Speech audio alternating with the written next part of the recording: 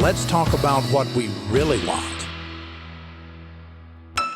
Well, welcome to a little extra helping of what we really want. This is something brand new. Stacey and I are just going to give you a little bit of an extra holiday gift from us to you to tide you over until next week. Hey, hon. Hey. So we're talking a little bit about what we talked about last week. If you listen to the interview we did with Carol Sheets, we kind of get personal a couple of points in the interview, and she especially... Which is nothing new. Yeah, well, but especially for you, she kind of put you in the hot seat. She did put me in the hot seat. But before the episode even started, we were kind of just talking about our dynamic, right? It just, there's a lot for us to talk about because we realized that we had been talking for over 15 minutes. And that's too long for an intro to an episode. So I just slashed a lot of that out of there. But we had talked during our intro about the very first time that I ever kind of stood up for myself. Yeah, in that recovery. was fun. Well, it was, yeah, it was, and it wasn't. It wasn't really fun, but it was not fun at all. But it was really helpful because I think it shined a pretty important light on how things had been and where we were going. But because of how long we talked about it, we had to cut it out. And so now, for a little extra helping, we are going to give you the fuller version of that conversation. So what you're going to hear next is probably about 15 minutes of Stacey and me talking about our relationship and some of the things that we've learned. And hopefully they're helpful. Personally, when I'm meeting with people or talking to people in the community, but they've become my friends, when I share different things that we've walked through that are difficult, usually there's something in there that they find helpful or, at least if nothing else, what not to do. Yeah, this was kind of our first opportunity. It goes all the way back to 2009 when I didn't particularly like the way you were talking to me, and I told you that. And it didn't make for a fun 10 minutes or so in the car. But I think it was really key in where our healing relationship went from there. Yeah. And I do not want anybody listening to think this is something that would be helpful early on. Well, you get to do it, but whenever we do that, we have to take everything that comes with it. And it's just a timing issue because there are things, obviously, in the relationship apart from the addiction that are potentially dysfunctional or that are dysfunctional that need to be worked through. But a wife cannot hear, I think it's fair to say, cannot hear those things or even focus on those things when she's in trauma from hearing about all this stuff that she had no idea was going on. That's right. But one of the reasons why I think this is important is because not everyone listening is going to be in trauma recovery from sexual betrayal. This really speaks to an even more fundamental, foundational issue that a lot of couples struggle with. We have never really established that healthy baseline of standing up for ourselves, but not in a screw you kind of way, but just in a, hey, let's have mutual respect, mutual empathy, mutual understanding. And so for people that aren't in the immediate aftermath of sexual betrayal, this is something that could maybe be helpful like right now. And you could take to a couples therapist and kind of talk through what's our communication dynamic look like. And hopefully it'll be an encouragement to you to move in that direction. So, but if you haven't listened yet to episode 23 with Carol Sheets called The Gift of Empathy, we would encourage you to listen to that either before or after what you're about to hear. But we just thought we would give you a little extra helping. And it's a part of our gifts to you in December. Every Tuesday this month, we're going to have new content for you. Typically, we're every other week. This month, we're going to give you a little something, a full episode, a bonus episode, or like this one, just a little extra helping. So hope you'll enjoy it. Enjoy. I want to do a little quiz with you. Oh, dear. There are a lot of initials that we hear Carol use in the conversation, and I'm going to quiz you on a few of them and just see if you know what they stand for. Oh, no. Okay, start with one that I'm pretty sure you'll get. CSAT, C-S-A-T, stands I got for. that one. Certified Sex Addiction Therapist. Okay, what about, very good, by the way, what about AVR? AVR. Acknowledge. Validate. Reassure. You got it. I don't have the book in front of me, so. Okay, so now for the bonus round grand prize. Oh, no, it's the one. Yes. APSATs. APSATS. APSATS. Association. Okay, you got the first one. Professionals. Well, no. that's pastors. Nope. Let's let's not put that in there, but let's just say association of partners of sex addicts. The T now stands for trauma.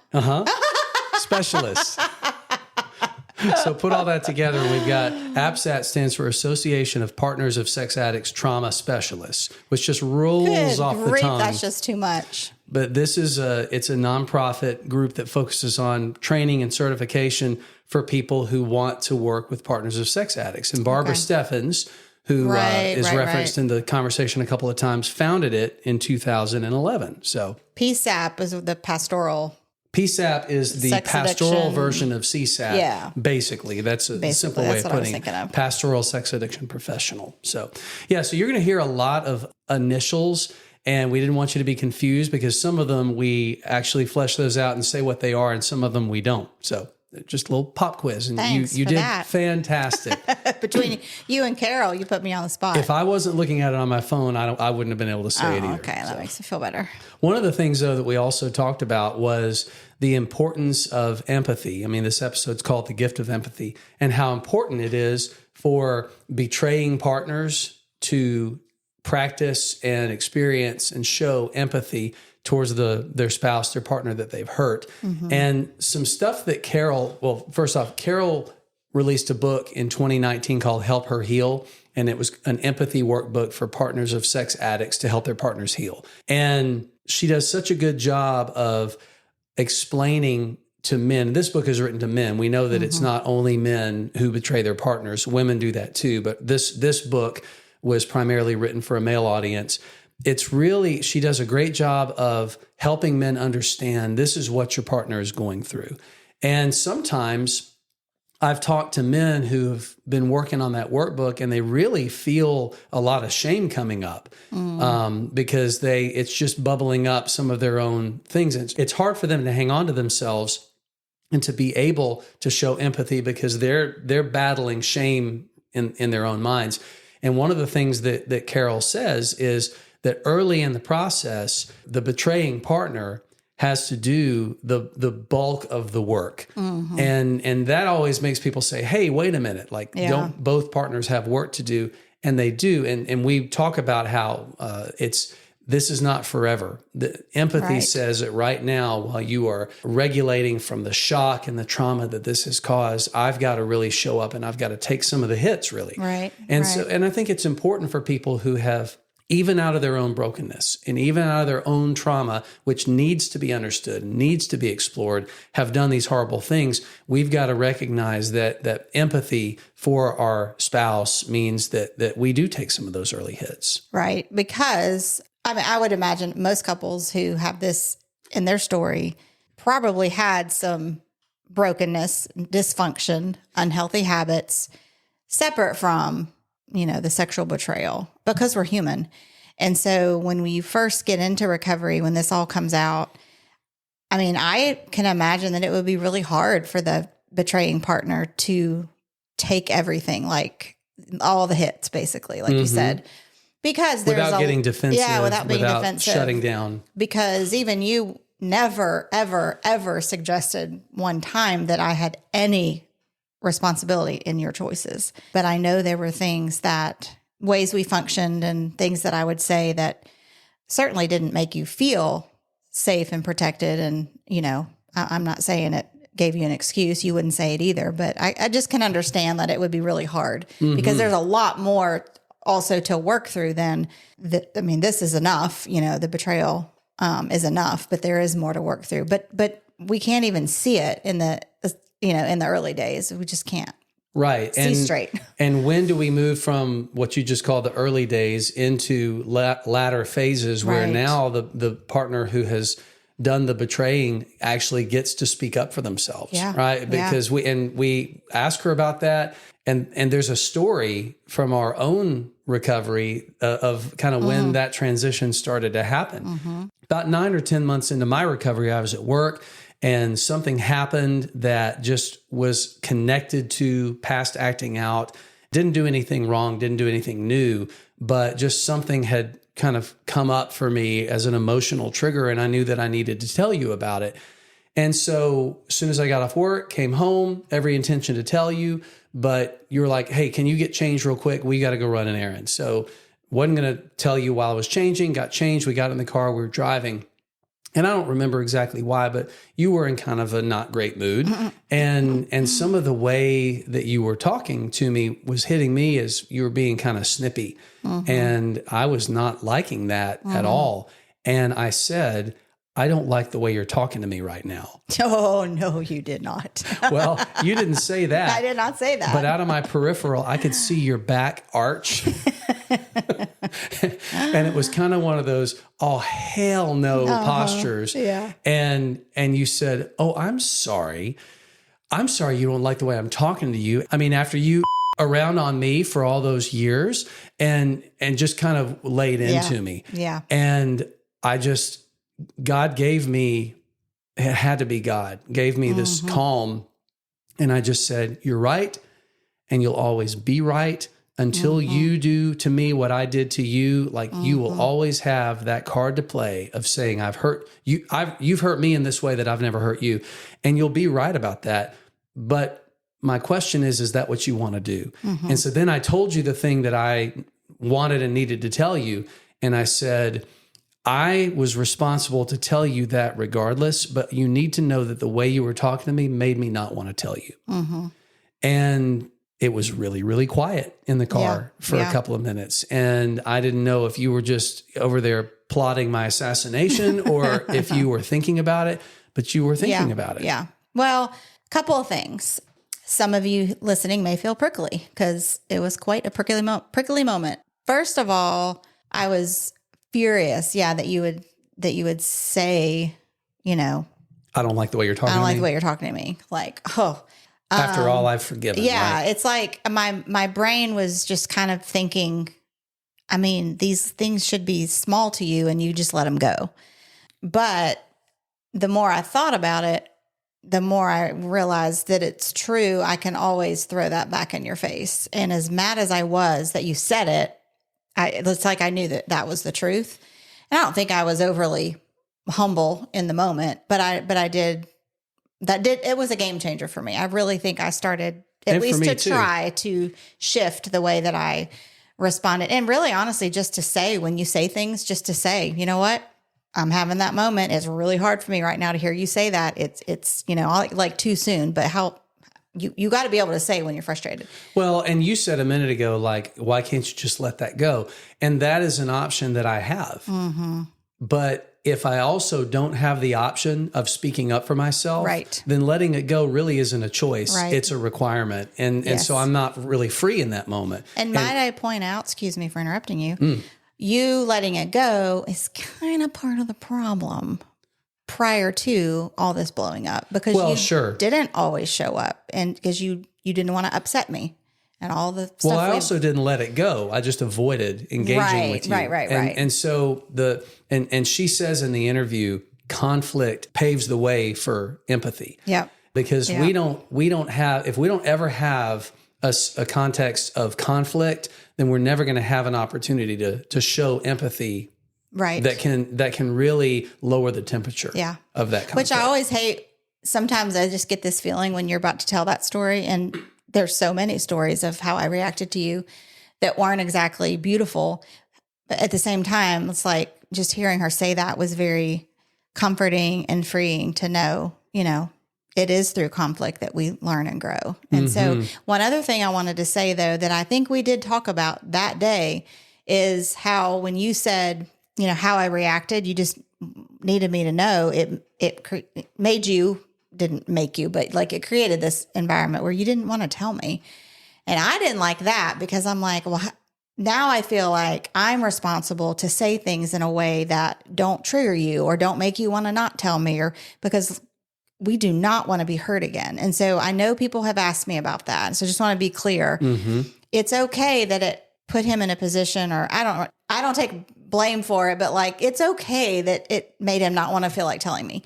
But the reality is it isn't even my responsibility to try to make it just perfect for him to say the right thing. Yeah. I mean, I think that in a relationship where we're pursuing connection and intimacy, I think we each bear some responsibility for are the things I say and the way I show up going to facilitate that? Yeah. Are they going to nurture that? Yeah. Because I think we are responsible to do our part. Yeah. And, that's true. And yet, whether or not I tell you something important, that's not your part. That's my part. Right. Your part is presenting to me as the kind of person that I would want to tell things to. Right. And but even if you're doing that, I may still have to go through the wrestling match of, gosh, this is going to be awkward. She's doing everything right, but I still don't want to do it. But also you could be, acting kind of witchy towards me, and I can still in confidence say, well, I'm going to do this anyway because this is something that I need. Yeah. But if both of those can come together at the same time, creating a safe nest in the relationship that makes the other person feel safe to be vulnerable, but then also having enough experiences where after we've been vulnerable, that vulnerability was rewarded with acceptance and connection. And that's what we've been working on for all these years. And I think you have worked on, maybe if you do feel like you didn't want to say something because of how I was acting, you've kind of tweaked how you say it. It's a lot kinder. And I mean, sometimes when we're fighting and, we're kind of shooting daggers, but I think we've generally gotten to where we're trying to be curious and trying to ask questions. And so that's been really helpful. I just remember in that moment, like I was getting flooded. And when I blurted out that I don't like the way you're talking to me, it was like I was walking. I mean, it kind of the same feeling as walking through the schoolyard and seeing a big kid picking on a little kid and just standing in front and standing up to the bully. You weren't a bully, but I was feeling bullied. Yeah. And so I just, in standing up for myself, there was no nuance, no finesse, no planning of what I was going to say. It's like, I don't like the way you're talking to me right now. And that was important to me. And I think it was important for both of us that we experienced that. Yeah. It wasn't pleasant, but that's okay. Doesn't always a lot have of the to hard stuff we go through isn't pleasant, but it's helpful. What got us in this position was the definition of unpleasant. And so why would we think that the healing is going to just always be free from friction, free from rough edges, and always pleasant? It's just not going to be if we're both showing up. And let me just say this too, to anybody listening, maybe you're going through this and you're kind of early on. I think it's not too extreme to say, if you find yourself having a conversation like that and you're really both triggered and you can't find your way out, to bring a third person in. Absolutely. Because how many times, several, that we called Becky, our therapist, and we told her about this conflict we were having. She said, what about this? Or did you think about this? And we're like, oh. And then we apologize and we're done. It's like, we just couldn't see it. Yep. So it's kind of funny, but it's happened a lot of times that we've, brought in our marriage therapist that we see now. And over time, we've gotten to where we don't need to do that as often. Right. Because we've grown in the skills of being able to keep from getting flooded when those are happening. So. I'm still a Spitfire. I got enough Italian blood in me. And I mean, I can get mad real fast, but I do feel like I can hang on to myself and think. And if I do splurt out something too fast, I think I'm pretty quick to recognize it. You may be hanging from the ledge by your fingernails, but you haven't gone all the way off the ledge in that crazy cul-de-sac, like I say. Well, there you go. There's a little extra helping for you. Hey, before you go, just wanted to give you a quick reminder to check out whatwereallywant.show. That's the official website of the podcast. And there you can find all of our episodes, and you can sign up to be on our mailing list so that whenever we have any updates, you'll be sure to be among the first to get that. Whatwereallywant.show. Remember that we're going to give you something every Tuesday for the month of December. And so we hope that you'll come back each week and listen. And tell your friends about us. Follow us. Give us a 5-star rating. Write a positive review. Anything you can do to help more people find out about the podcast. We sure do love and appreciate you guys. Have a great day.